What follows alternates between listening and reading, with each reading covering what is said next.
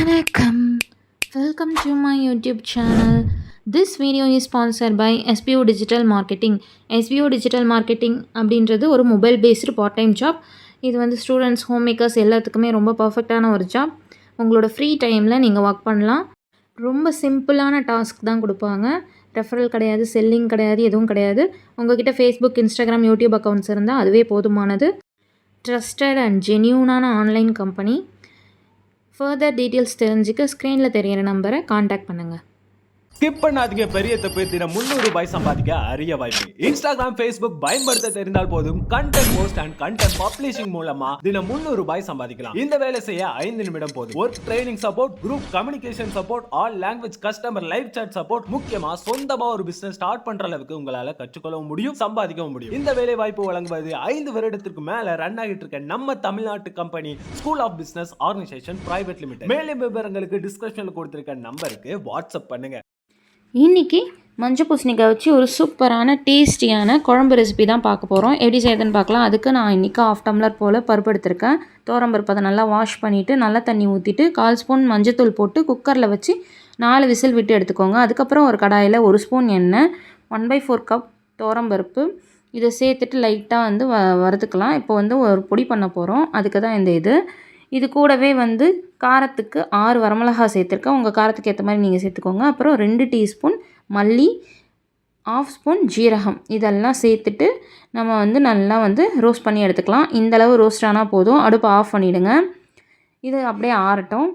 இப்போது ஒரு பெரிய நெல்லிக்காய் சைஸ் அளவு புளியை ஊற வச்சுருக்கேன். இப்போ நம்ம அந்த இது ஆறிடுச்சு. இதை வந்து நம்ம மிக்சியில் போட்டு பொடி பண்ணி எடுத்துகிட்டு வந்துடலாம். இப்போது நான் வந்து எல்லோ பம்ப்கின் எடுத்து வச்சுருக்கேன். இது வந்து பார்த்திங்கன்னா ஒரு கையளவு இருந்தது. இதை வந்து நான் வந்து க்யூபாக கட் பண்ணி எடுத்து வச்சுருக்கேன், தோல் நீக்கிட்டு. அதுக்கப்புறம் நம்ம வேக வச்ச பருப்பு நல்லா வெந்துருச்சு. அதில் இருக்க பருப்பு தண்ணியை வச்சு நம்ம வந்து இப்போ எல்லோ பம்ப்கினை வந்து வேக வைக்க போகிறோம்.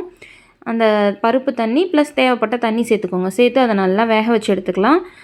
இப்போ பாருங்கள், நம்மளோட காயும் வந்து நல்லா வெந்து வந்துருச்சு. இப்போ பருப்பு வச்சுருந்தோம் இல்லையா, அதை நல்லா ஸ்மாஷ் பண்ணி எடுத்துக்கோங்க. 2 இப்போ ஒன்றா கலந்துக்கலாம். இது கூடவே வந்து ஊற வச்சுருந்த புளியையும் கரைச்சி புளி தண்ணி சேர்த்துக்கலாம். சேர்த்துட்டு நல்லா கலந்து விட்டுக்கோங்க. இப்போது இதை அடுப்பில் வச்சு நம்ம கொதிக்க விட போகிறோம். அடுப்பில் வச்சுட்டு இதுக்கு தேவையான அளவு கல்லுப்பு சேர்த்துக்கோங்க. காய் வைக்கும்போது ஏதாவது உப்பு சேர்த்துருந்தீங்கன்னா இப்போ சேர்க்கும்போது கரெக்டாக பார்த்து சேர்த்துக்கோங்க. இது கூடவே வந்து இந்த அளவு வெல்லம் சேர்த்துக்கோங்க. ஸ்வீட்காக நீங்கள் சர்க்கரை கூட சேர்த்துக்கலாம் இதுக்கு பதில். சேர்த்துட்டு நல்லா கலந்து விட்டுக்கோங்க. இப்போ நம்ம மிக்ஸி ஜாரில் அரைச்சி வச்சுருந்த பொடியை இதில் சேர்த்துக்க போகிறோம். உங்கள் காரத்துக்கு ஏற்ற மாதிரி சேர்த்துக்கோங்க. எப்படியும் இதில் நான் பாதி அளவு சேர்த்துக்கிட்டேன். சேர்த்துட்டு நல்லா கலந்து விட்டுக்கோங்க. கட்டி இல்லாமல் கலந்துட்டு தேவைப்பட்ட தண்ணியும் இன்னும் கொஞ்சம் சேர்த்துக்கலாம். சேர்த்துட்டு இதை வந்து அடுப்பில் வச்சு நல்லா வந்து கொதிக்க விடுங்க.